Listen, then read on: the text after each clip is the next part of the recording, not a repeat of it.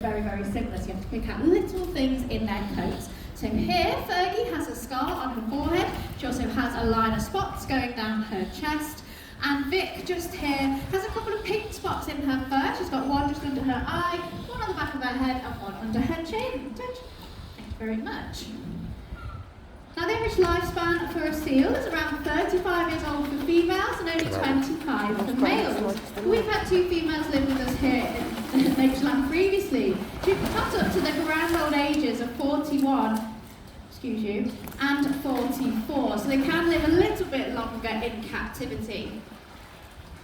But these are our resident seals, and that does mean that they live here with us at Natureland. So they were all originally rescues, but for different medical and behavioural reasons have not been able to be released back out into the wild.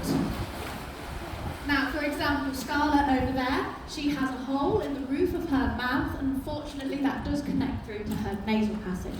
And when we first rescued her, we didn't know what this symptom was, we'd never seen it before, and a few pups that we rescued after followed with the same symptoms, if not a little bit more severe than hers.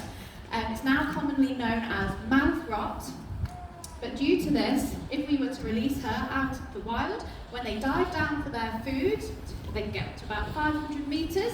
Down there's a lot of pressure in the water, and if she was to swallow any, it could go straight through to her lungs.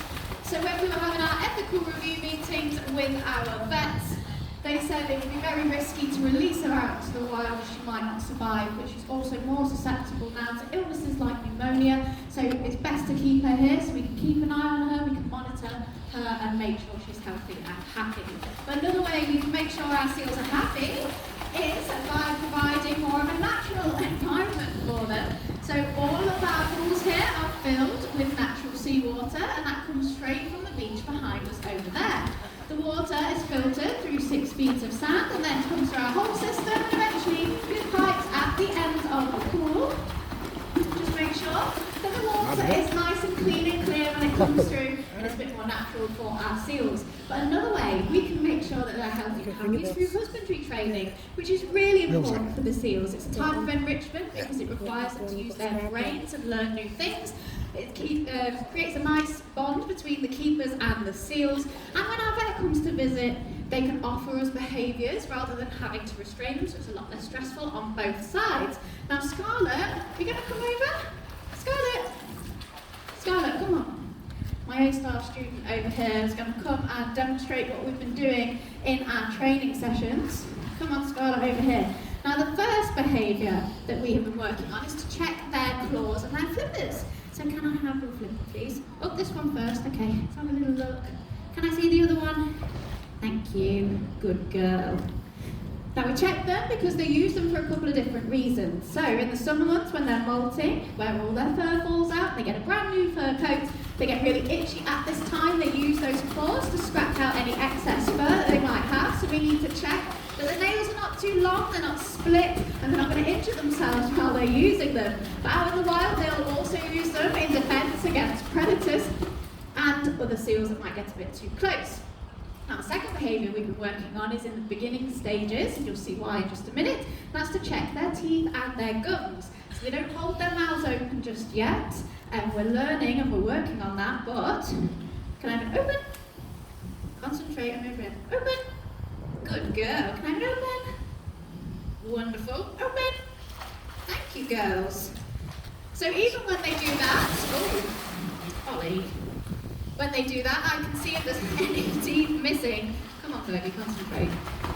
And I can see if the teeth are the correct colour and the gums are the correct colour, and later on in training they do get up a bit more close and personal with us. We can see if there's any bad smells coming out of their mouth which might indicate an infection. Now, the third behaviour is to do body checks on our seals, which is particularly important with our females. So about 11 weeks ago, Victoria here gave birth to a happy and healthy pup who's now down in our rearing pool. So while she was pregnant, we needed to make sure that her bump was growing at the right rate, and there was a bit of movement going on in there as well. So Scarlett, can I have a roll, please? Thank you. Then we can have a good feel of their tummies with a nice knee scratch as well. We can go all down their backs, and we can have a look at their fingers as well. Good girl. A-star again, thank you. There we go. Now you might be wondering what the seals are eating this afternoon. So out in the wild, they are very opportunistic feeders. They'll eat anything they can get their flippers on. So lots of different types of fish, crustaceans like crabs and lobsters and things like squid as well. We try and mimic that the best we can with what we can get from our suppliers. So today on the menu, what are you doing down there? Is herring, which is everyone's favourite fish, isn't it, Pixie?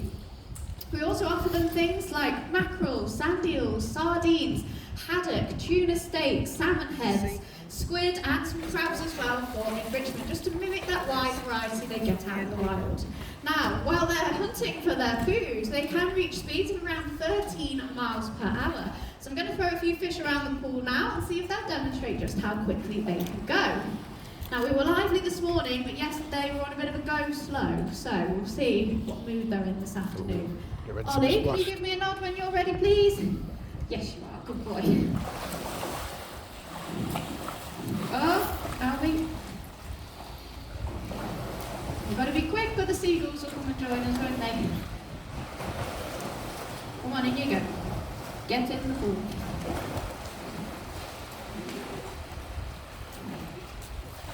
Come on, Fergie.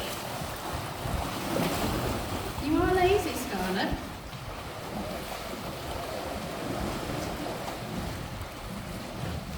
There we go. Now you might have seen lots of floating objects in the pool today. So this is what we call enrichment, and again, it's very important for the seals. It keeps their brains engaged, their bodies active, helps to keep them occupied whilst we're not here as well. So they generally get it at the end of the day, so that they have a lot of stuff to play with once we've gone home. We do it in lots of different varieties, so our crates here help to encourage natural behaviours that they would show in the wild, like foraging and scratching when they're finding little treats on the rocks.